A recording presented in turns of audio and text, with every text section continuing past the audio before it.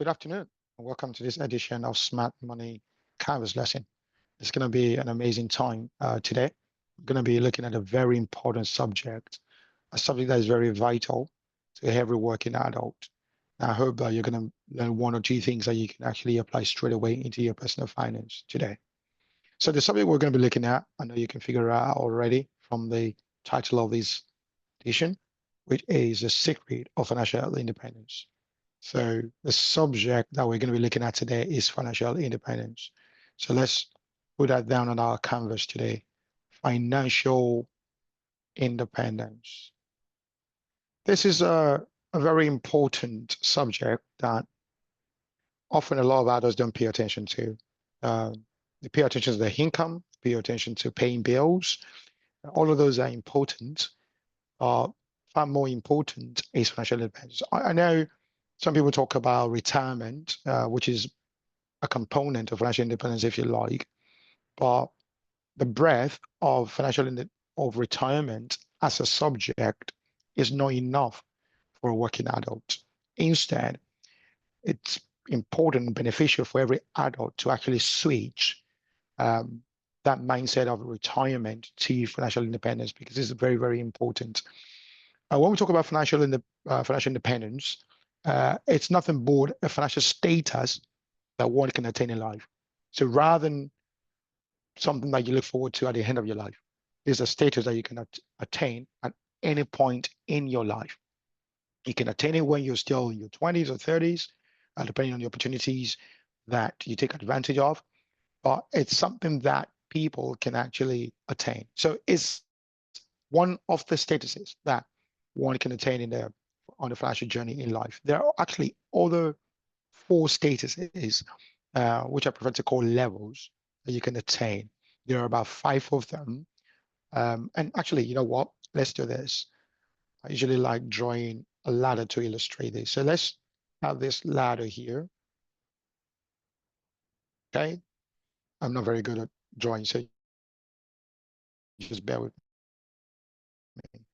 So we have level one here, level two, level three, we've got level four, and finally a level five. So these are the five statuses or five levels you can attain in your financial journey in life. The first one is what I refer to as financial poverty. So the first one is poverty. The second financial status that you can attain is financial instability. Instability. And the third is financial stability. Financial stability. The fourth is a subject that we're going to be looking at today, the exciting subject of financial independence. Financial independence. And the final one, number five, the highest status that I believe you can attain is abundance, financial abundance. Okay, so I'm sure everyone watching this video, you can place yourself at one level or the other out of these five levels. So let's talk about what the definitions are. What are these levels really? So let's start with financial poverty, number one. So financial poverty is a status where you haven't got any income coming in. As human beings, we've got the basic needs of life. If you think about the Maslow hierarchy of needs, the very base level is that you need shelter over your head, you need food on the table, you need clothes in your bank. Now, to be able to procure these things or to be able to purchase these things or afford these things, you need to have money. That's what society have agreed to. You need to have money to purchase these basic needs. Now, if you haven't got any income coming in and you've got these needs there because you can't do away with them, then you are at a poverty level. No income coming in, but there are needs there to be taken care of. You are at the poverty level. Now, let's move on to number two. So level two is financial instability. What this really means is, yes, you got some income coming in. However, your income is not enough to cover the cost of living. Okay, so for example, let's assume you're earning £2,000 a month, but your basic needs, to pay for your rent, to pay for transportation, to put food on the table, to pay, uh, for your kids' welfare and all that, you need about £2,500. That's after you've cut all the bills, after you actually, you know, you've stripped everything back. You still have a bill of £2,500. So that means you'll have to be going into overdraft to your bank account. You have to be using credit cards to pay bills. That is what financial instability is. So you've got more bills to pay than more money or income to service those bills. So that's financial instability for you. The third level is financial stability. And what this is you've got income coming in and you've got enough to actually cover your bills. And perhaps you even have savings. So, and this stability could be like a spectrum, right?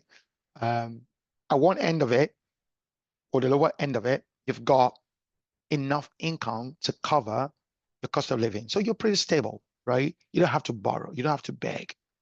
You're making ends meet. So that is one end of that stability. At the other end of the stability, you've got a lot of savings. You've got a lot of money left at the end of the month.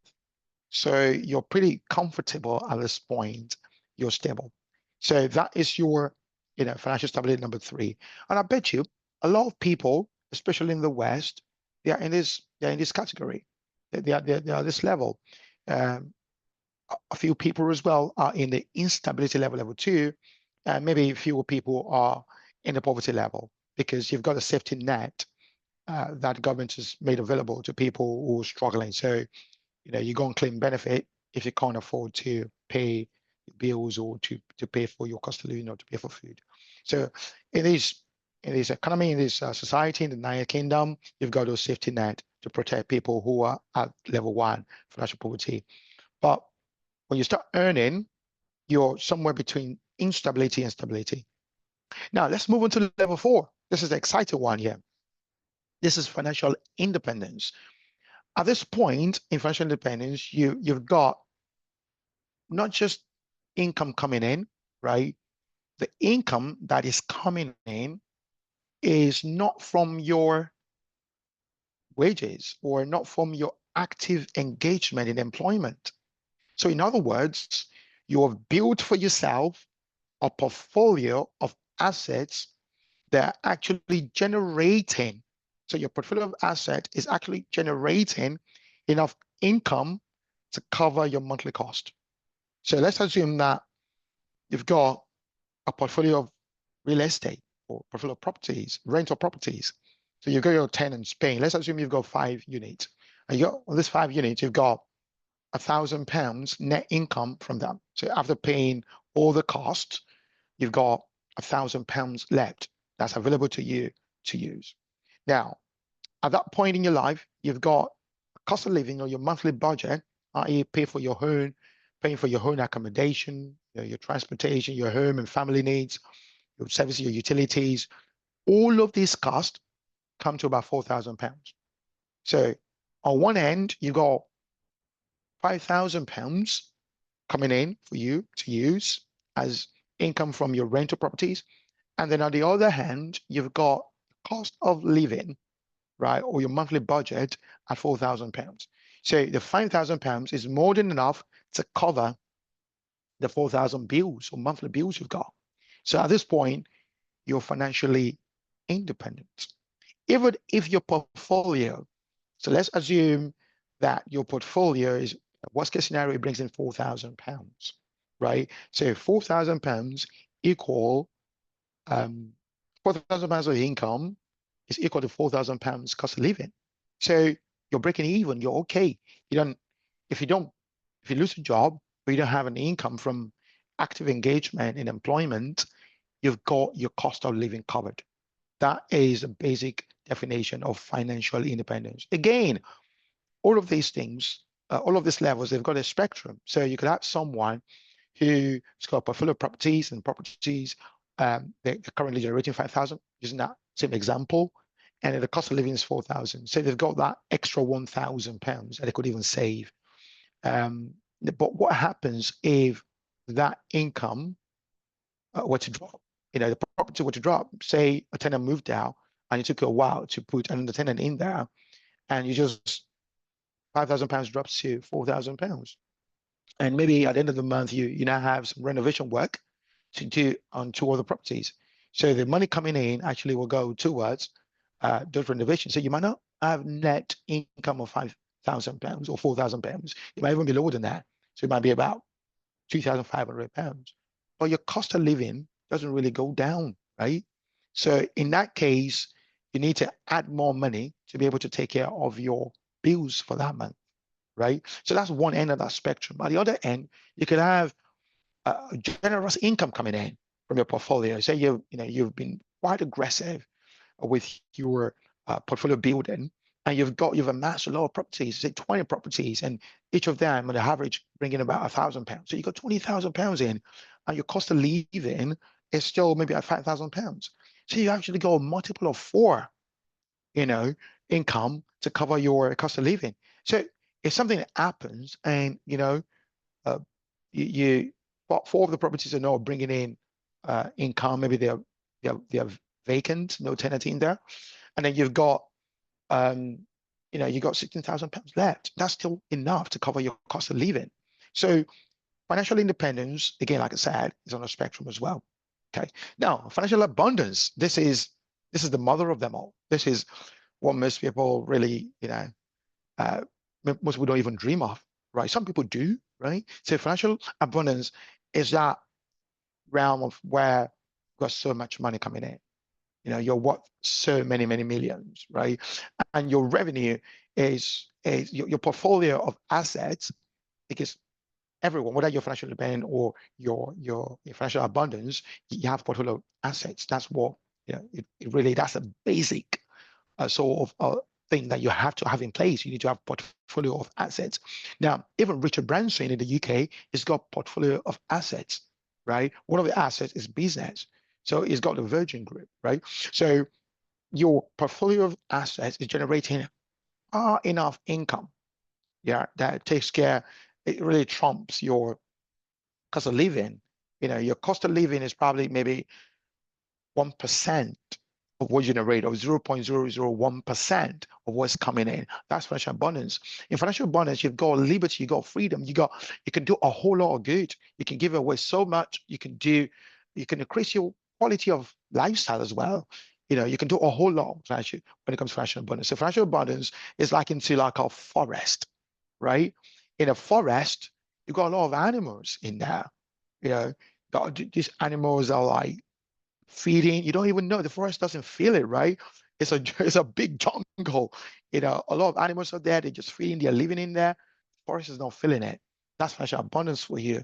Whereas if you compare that with financial independence, uh, you can compare financial independence to maybe like a field, right? A field where you've got like an orchard or something like that. If you've got pests coming in there or animals coming in there, they could ruin your field, right? So there's not enough to sustain this kind of sort of intrusion. So financial abundance, absolutely, that is a game changer, right? That is one to really long for. But our subject today is financial independence, right? Now, with all of these levels, you can either move up or down this level. So irrespective of where you're at today, where you've placed yourself today, you can either move, up financial abundance, or at least maybe up to financial independence, or you could move down, as well.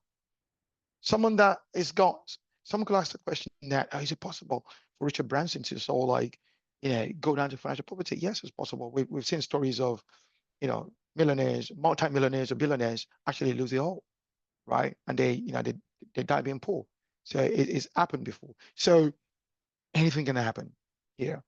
But the tool that's important to engage and keep engaging to move up the ladder, right, is financial intelligence. Financial intelligence. That's not the subject today, but financial intelligence is important to be able to move from the poverty level up the chain to financial independence. You need to be armed with the right education, with the right knowledge, with the right information and wisdom that information that you're applying to generate results. And that's how you can move from poverty level to independence level. Now, I tell you one thing, don't worry about I'm at the poverty level. That doesn't define you. The level that you are, whether independence, stability, or instability, it doesn't define you, right? You can choose today to move from whatever level that you don't like to a better level, right? It's your choice that you can make today, okay, to move into financial independence, which we're going to be, going deeper into. So let's dive deeper into financial independence today. What is the secret of financial independence? What is that secret? There are two things that I'm going to be sharing with us today. Okay, so two things. So we're talking about secrets, yeah. So these are things you need to know about. See, it's simple enough. Two things. If you can just harm yourself with two things, these two things, you can start moving from financial instability or from financial stability or even from financial poverty into financial independence. Okay, so what are these two things? What are these two things? Number one is your understanding, understanding of what financial independence is. Okay, if you don't know it, how can you get it? So you need to know at a basic level, what is financial independence? That's the first, that's where you start from, right? And the second thing is you need to have a plan, okay? A personal plan of attaining that level, a personal plan of attaining financial independence, okay? So after basic understanding of what financial independence is, that's where you start from, right? And then you move to having a personal plan, acting out a plan to move from wherever level that you are in, 1, 2, or 3, into level 4, right? You want to move into the 4th floor as a minimum. That should be your goal. So let's break that first one down. Understanding. So when we talk about understanding, again, there are two metrics. Okay. So understanding, we've got two metrics to measure your progress in financial independence.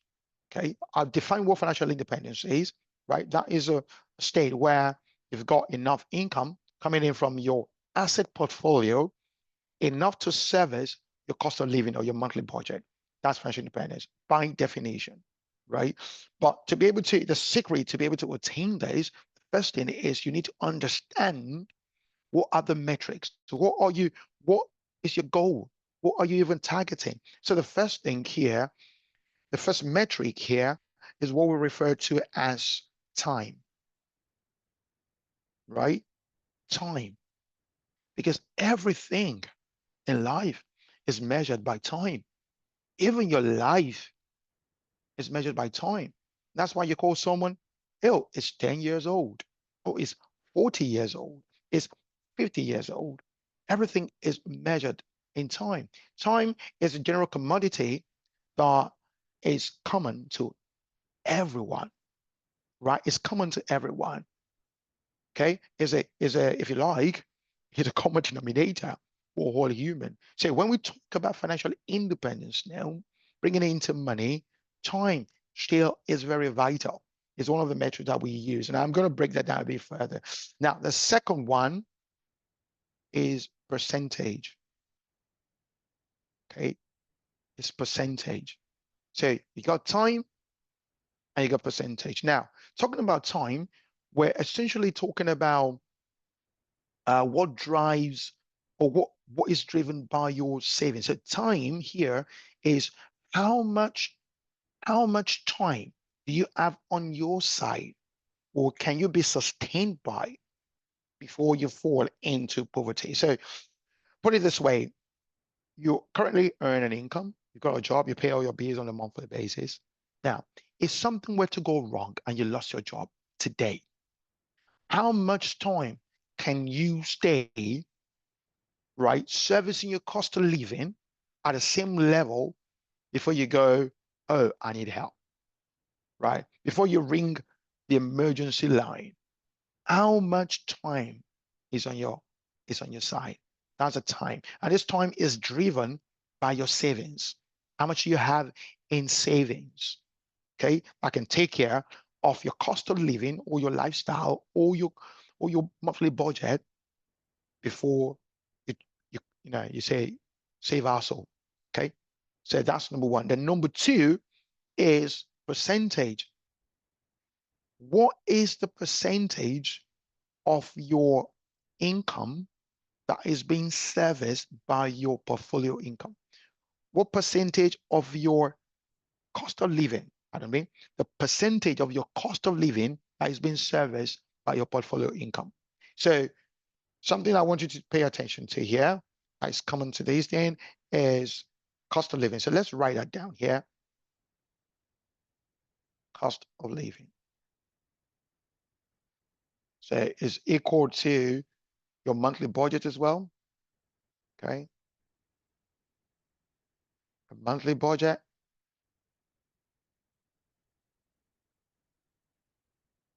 Okay.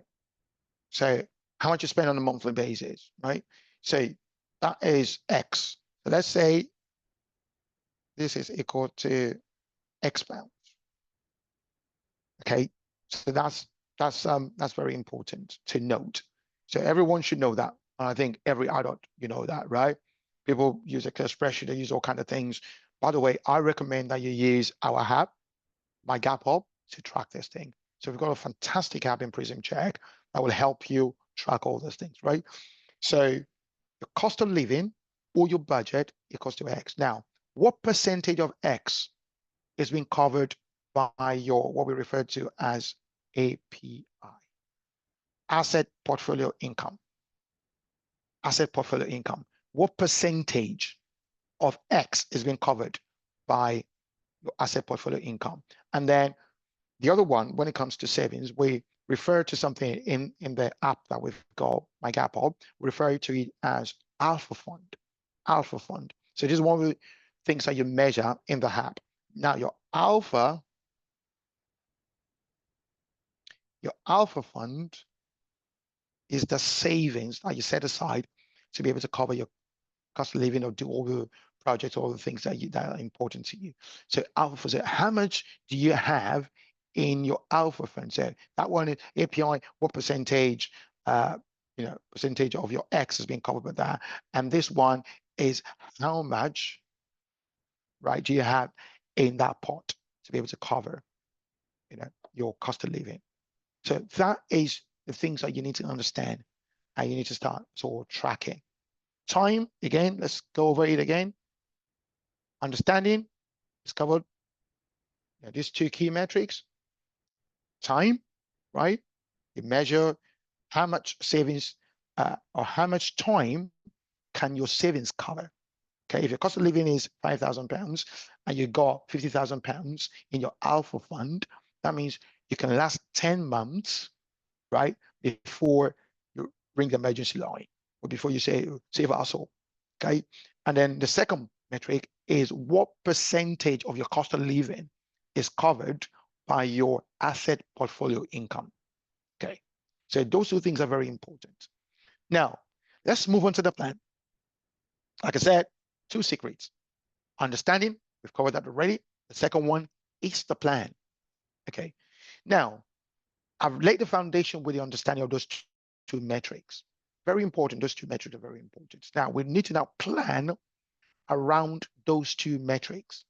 Okay, so in the tool we've got, My Gap Up, right, we've got usually a target of 12 months. 12 months. And then percentage of 100%. Okay, so your API, let me do that properly now this time. So time is a metric, and what you use to track that is the level of your Alpha Fund. And what we recommend, right, when you download the app and you put your figures in and all that, what it will usually measure you against is 12 months. So you got 12 months. Okay, that's what we'll recommend. Now, when it comes to your percentage, is your API. Yeah. So your asset portfolio income, and we recommend it to have that you should have 100% of your cost of living covered. So when you look at um, the the measures that we have in my Gap Hub, if you look at the chart, it will show you how where you are relative to 100%, and it will show you where you are relative to 12 months. That's how it measures your financial independence for the year. Okay. Now you need to have a plan of eating these targets. Now, what I'm going to recommend to you today is start small, no pressure. Someone might look at, you know, 12 months and go, oh my God, my cost of living today is £3,000. 12 months means I need to have £36,000. So that's £3,000 times 12 months, £36,000 in savings. Where am I going to get that from? Right? You might feel like that. But like I said in my other video, is just take it easy. You see, life sometimes is not as predictable as you might want, right? But that unpredictability can work in your favor when you have the right discipline. So that actually checks your discipline. So the most important thing that you want to work on is your discipline. It's not about the outcome yet, right? Because you can't control that. What you can control is your discipline. When you have the right discipline in place, you will attract the right results. Okay. So what I just wanted to learn today is don't start with 12 months. Start with one day. Okay. That might sound ridiculous, but you can attain that. So, like someone said, how do you eat an elephant? So 12 months and 100% might sound to you or appear to you like a massive elephant. How do you eat an elephant? Very simple, bit by bit, right? That's it. You just take it one bite at a time. So the first bite that I'm recommending is, okay, let's start not with 12 months, but with one day. Okay, right. Let's start with one day. And then let's not start with 100%. Let's start with 1%. Okay. So remember, what we are working out here is for you to understand the concept and also develop the discipline to be able to work these things. Okay. So what does that really look like? Let's use an example of £3,000. So your the cost of living. So just pardon me, in this video, what I'm going to do is I'm going to use some of the terminologies that we use in my Gap Up as a tool that we have. So these cost of living or your monthly budget, which is X pounds here, we call it seed. Okay, the monthly seed. Seed is an acronym. S stands for savings, E education, the L is expenditure, and the D is discretionary, right? Now, of course, you can record zero savings, zero into education, but when it comes to that second E, that is important. That's your cost of living right there, actually. That's your expenditure. That is your accommodation, your transportation, your home and family expenses like groceries and all of that. And if you've got debt repayment, credit card bills and all of that, that is that in the utilities, you paying your council tax, you're paying for your energy usage. That is all packed in that expenditure here. Discretionary, it's at your discretion, right? So it's maybe funds, money that you give to charity, things that you sponsor or you support your family. That's all discretionary, but that is very important, right? That is very important. So we're going to use monthly budget as seed. So let's look at this. Let's say your seed equals to £3,000 a month. That's your monthly budget, £3,000 a month, right? Now, it's good to work with the seed rather than just your cost of living or your expenditure paying your utility bills, accommodation, all that. It's usually better to work with seed because then you leave enough room for you to be able to even cut down if there's need. So you've got £3,000 as your seed. That means if you were to attain the alpha fund of 12 months, so let's say alpha fund, say our target alpha fund, yeah, target of 12 months would be how much? £36,000. Yeah, that's simply multiplying the 3,000 by 12 months in the year. That's 36,000. Okay, let's move a bit down. And let's talk about your API, your asset portfolio income. So your asset portfolio income here will be 100%, right? 100% will be 3,000. So uh, let's do this. Let's say 100% API. Let's say 12 months. 12 months alpha fund, 36,000, 100% API is going to be how much? 3,000. Okay, 3,000. Now, let's drop these to the first step. You're taking baby steps here. You just want to get this concept right. So what we're going to do is we will look at so this stays the same. Your seed stays the same here. Still £3,000. Now, what we're going to say is how much, that's £3,000 in 30 days, £3,000 for a month. How much is that in a day? Okay, £3,000 in a month. How much does that come to in a day? So what we're saying is the target is £36,000 a year. Okay, that's the target that we are recommending. But we just want to start with one day. Okay, it's not going to kill you. So how much do you need to have saved up in an account that you can lock? You call that account my Alpha Fund account, right? You can rename it. Some banks allow you to actually rename a particular account. So you can have a savings account, rename it. I did that. Rename it Alpha Fund. I think Lloyds Bank allow you to do that, right? Alpha Fund, name it Alpha Fund. You want to have money in there, and you can connect that bank account to your My Gap Up application, so that wherever money is in that account is what reflects in the app. So as that money is going up, the app is helping you to automatically track and show you how well you're doing when it comes to your financial independence. So, like I said, we're starting from the very basic level. One day, if you need 30,000 or £3,000, pardon me, £3,000 for a month of 30 days, what do? You simply divide £3,000 by 30 days. So if you do that, what do you get? Yes, you're right, £10, right? £10. Is that right? No, actually, let's do that. So no, that's not right. It's £100. So what you need here is £100. £100 times 30 days will give you £33,000. £100 over 30 days with £3,000. That's what you're going to get. Okay, so you're starting with a goal of one day. So one day, I can sustain myself for one day if anything goes wrong. Okay, £100.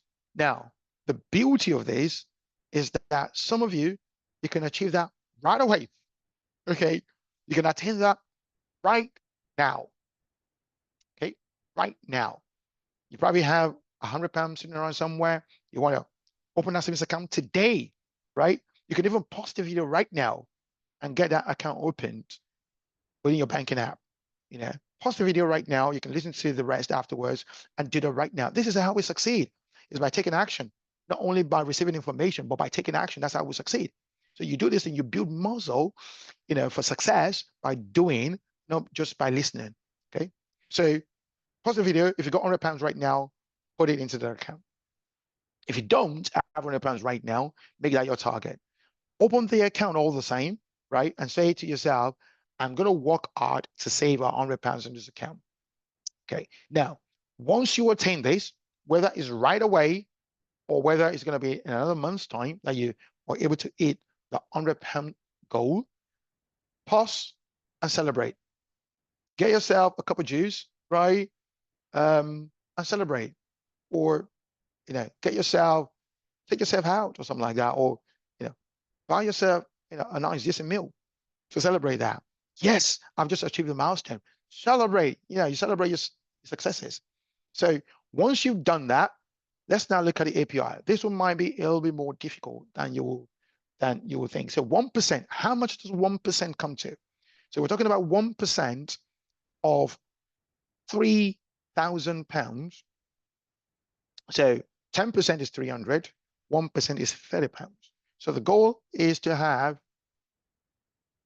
£30 coming in every month from your portfolio. Now, like I said, for some people, this might be more difficult because you don't have the knowledge of the vehicle that you can put your money into, that you can invest into, that will generate £30 a month. Okay, so the basic one um, could be your savings. Okay, so that's the basic sort of vehicle. So if you put money into savings, they pay you interest, right? They pay you interest, and at the end of the month, you get, you know, you get that interest paid into your account. That can be your basic. That can be your part of your portfolio, because a portfolio of assets is actually made up of. Uh, so when we talk about assets, really, we're talking about four key things. I know this video is not really about getting to asset. We're going to do another video for that.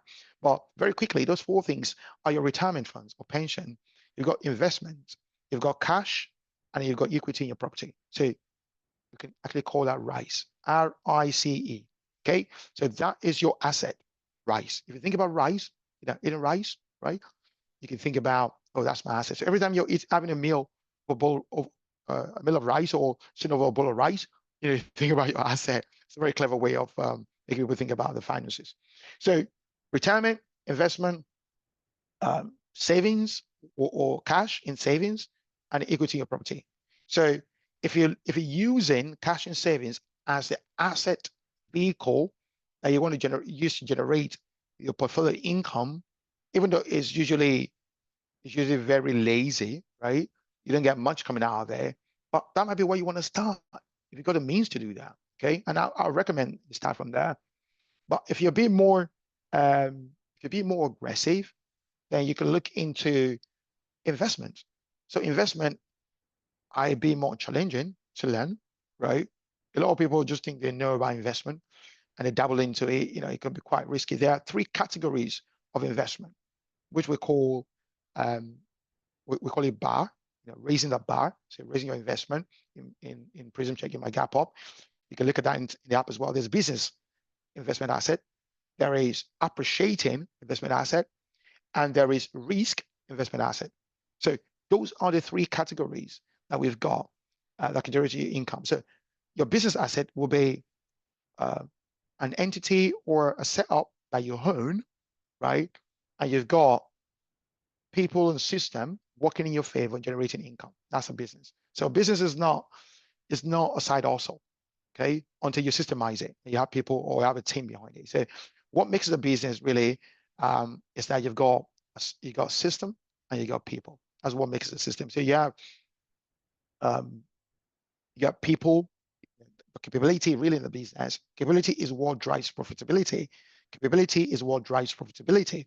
So your capability is made up of your people, process, and tools or technology. That's what your capability is made up of.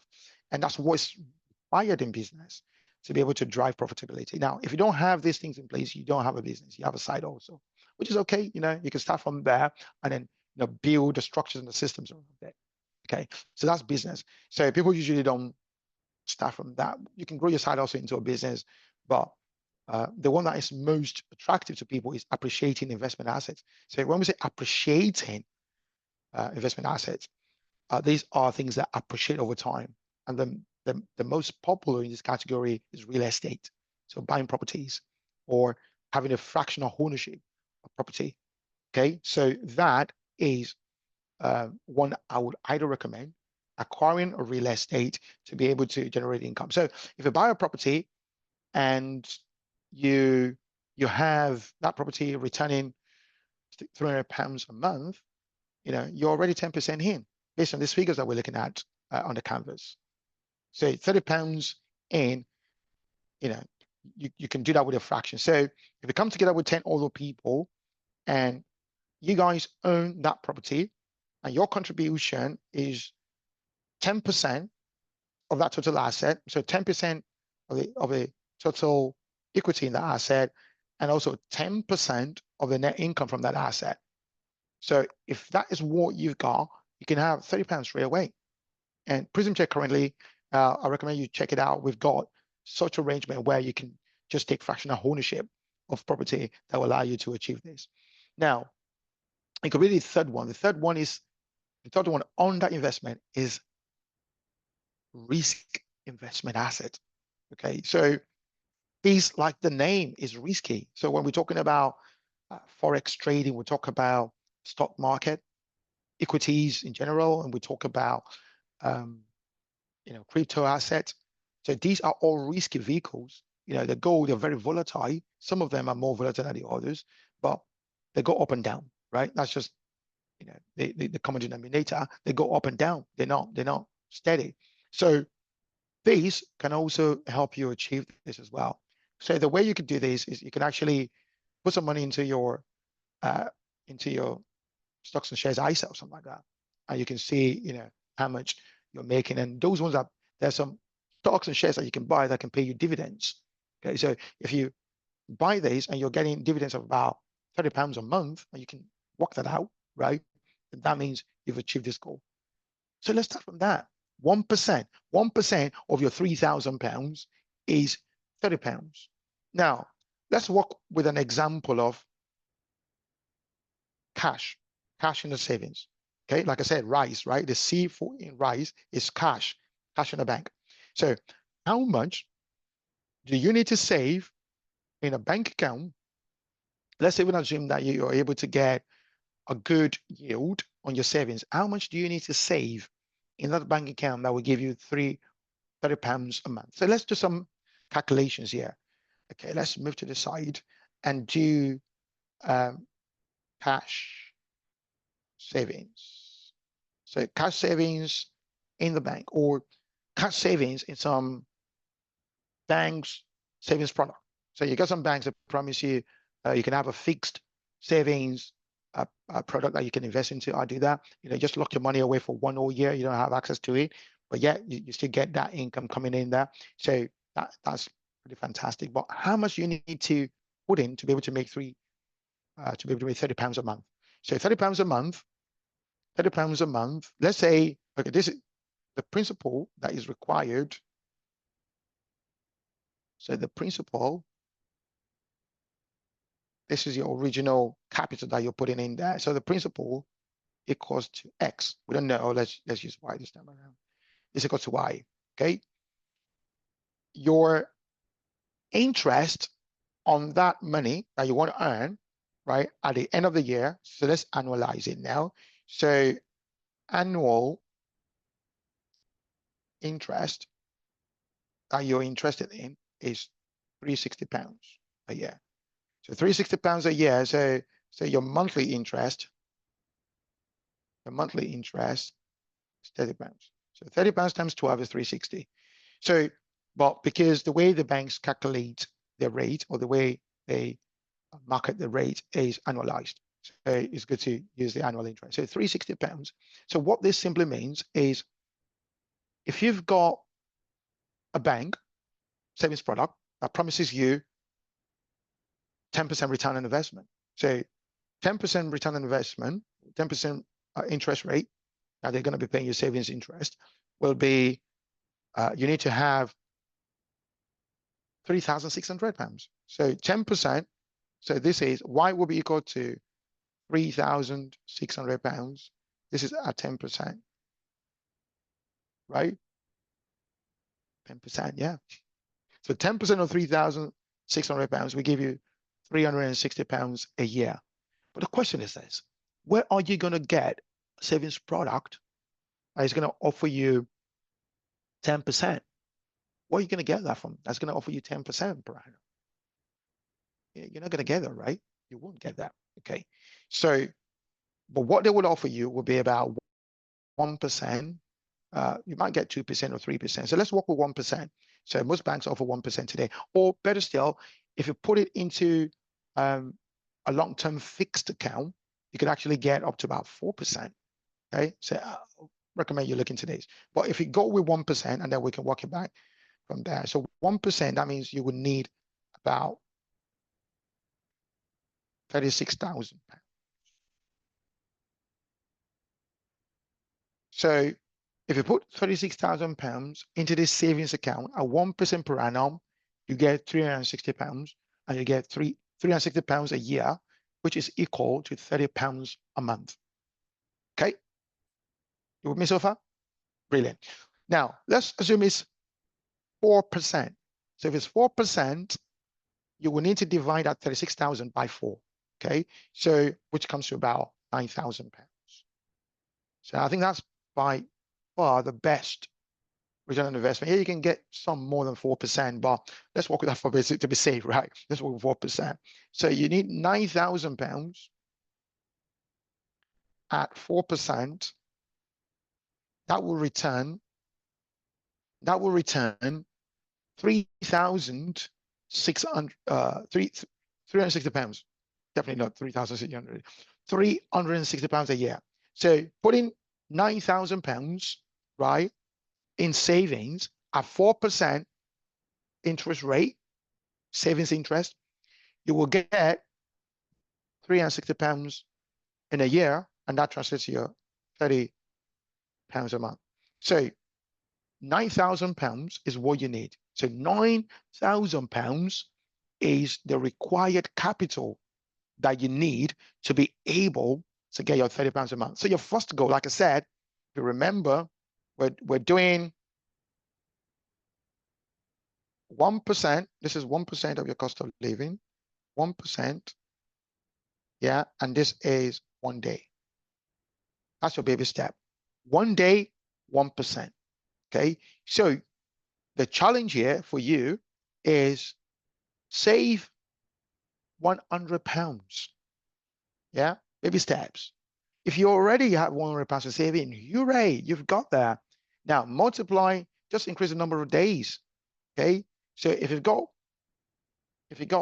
£1,000, assuming your cost of living, your seed equals to £3,000 in a month, that means you got 10 days covered. If you've got £3,000, fantastic. You've got 30 days covered. So you got £3,000 in the account, fantastic. You've got 30 days. So if something were to happen to you, were to lose your job, you're not going to be panicky. You know, you got 30 days to look for the next job or to look for the next source of income. Okay, that is how we work these things out. And if it's only 1 day that you go right now, that's a good place to start. Start with that and then start increasing that. And every time you take that to 2 days or 3 days, celebrate, right? Just give yourself, maybe you could even put on music in your room, you know, an affordable celebration. Put on music and dance for, 5 minutes or 10 minutes. Just celebrate yourself, right? You've done well. Okay, now that is with Alpha Fund. With the API, which is very important because the thing with money these days, money that is saved when used depletes. Money that is saved when used depletes. So one leg of your financial independence is time, which is linked to your Alpha Fund. But if you don't have a lot in that pot, right? Say you've got 3 million, for example, in that pot, okay, that's going to last you many, many, many years. Actually, maybe it's going to last you, if you just keep drawing at 3,000 pounds, it's going to last you 1,000 months or something like that. 3 million pounds in the bank, and you're drawing at 3,000 pounds every month. That's going to last you for 1,000 months. 1,000 months is, it's about 80 years or something like that. Okay, so that's a long time. Okay, so but how many people would just have 3 million pounds in a bank account? No, right? So it depletes. That's why we highly recommend that you have a balance of API. Okay, you've got your API, asset portfolio income, and that's where the work, that's where the heavy lifting comes in. You need to be able to begin to learn how to be able to generate that. And you can see how much you need to be able to get £30 a month coming in. Okay. A lot of people don't have up to that coming in as an asset portfolio income. That's where you need to begin to shift your focus to. How can I begin to generate asset portfolio income? Okay, so we've looked at £9,000 as what you need. How long is it going to take you to save up £9,000 and put into that fixed savings account? That's why you need to diversify. You need to look at not just, like I said, I wrote down, I mentioned earlier, rice. Okay, so the one that we've used as an example there is cash in the bank, cash and savings in the bank, right? So there are other ones like investment. So with investment, I've told you there are about three categories of investment: business, appreciating, and risk. So you need to begin to learn about investment. You need to begin to learn about these other areas, right? So this is important, and that's your plan. That's where you need to ask your plan around. Now, if you've got 3,600 instead of 9,000, you could potentially invest £3,600 into maybe one of our property products, fractional property ownership, right? 3,600 at 10% will give you 360 and you eat your goal quicker.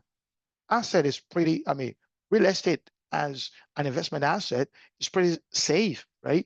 Because the upside there as well is that you've got appreciation. If you buy in a good place, and we make sure you do, you buy in a good place, you've got upside potentials there, right? So, but you need to expose yourself to these things, learn about these things, and get knowledge, get information, on these things. So 3,600 can actually give you a 10%, that £30 a month that will help you get to that 1%.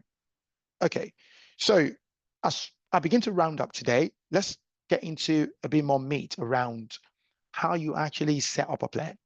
I actually set up a plan. So I'm going to be using a formula that is called the 5 W's and 1 H. This is how you set up a plan. Okay. The first W there is the what. So get a notepad, get a pen, with a tablet, and write down, what is it that's my target? Okay, so using the example that we discussed earlier, the first step could be 1 day, 1%. Okay, 1 day, 1%. That could be your what. Okay, then you need to document for yourself why. Why am I doing this? Why do I want what I want? Okay, you need to give yourself a compelling reason, because when the why is there, the attitude changes. When you're doing something and you attach a reason to it, a compelling reason to it, your attitude changes. The discipline is, you find the inner strength that would inspire the discipline required for you to be able to achieve the what. Okay, so the why is important. And then as part of your plan, you also want to put to it the when. Okay, when do I want to achieve this? When do I want to get the 1 day? Okay, when do I want to get the 1%? And like they say about any goal, you need to be smart about it. Okay, you need to be smart. You need to be specific. You need to make sure that it's measurable. You need to make sure it's attainable. You need to make sure that is is reasonable, is realistic, and it must be time bound. Talking about smart goals. Okay, so when do I want to get this thing that I want to get? This what? When do I want to really get there? And the fourth W there is the where. Where can I go to? What vehicle? Where can I go to be able to get what I want? Right. If I want a box of, a box of snack or something like that, I know I need to go to Tesco or something, okay, or go to Asda. That's where I need to go and get those things. So if I want £100 a day, and I currently don't have the capacity to save £100 a month or something like that. So I need to begin to think about where to go to be able to earn extra income, isn't it? Where do I go to get this thing? If I need £3,600 to be able to get free £30 a month as an API, as a portfolio income, then I need to begin to think about where to go to get this income. Where can I go to learn how to do these things? What seminar, what webinar can I attend to be able to get these things? And the last W there on your plan is the who. Who do I need to surround myself with? You see, it takes a teamwork to make any dream work. Okay. So you need to think about the who. Who are the people that I need to surround myself with for me to be able to achieve this what that I put for myself? What community do I need to join? When I begin to earn this, there are several communities out, paid communities, you pay a nominal fee every month, and then you get information from that. Information is power, right? When it's used, right? It's not just information stored away. When it's used, it's power. When you apply, you get feedback, and then you learn how to do it better. You go again, you apply. That's what makes you wealthy. Wealth is not really in the material things that you accumulate. Wealth is in the experience that you build into yourself, the discipline, the attitude that you develop over time of applying the things that that you learned. That's the real wealth. So who are these people? Who can I learn from? What books? Who's written something about these? I can go and get a book on it and read the book and learn these things. So who? Very important, right? And then the 1H here is the how. That's very important. You can be frustrated about attaining or getting what if you don't know how to get what.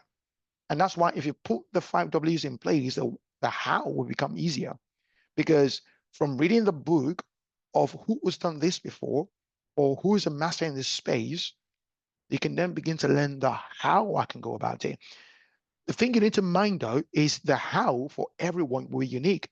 Just as our fingerprints are different, there are no two exact same fingerprints in the world. They're uniquely different. So also the how as well. My how will be different from your how. It might be similar, but it's not exactly the same. So you need to carve out your own how.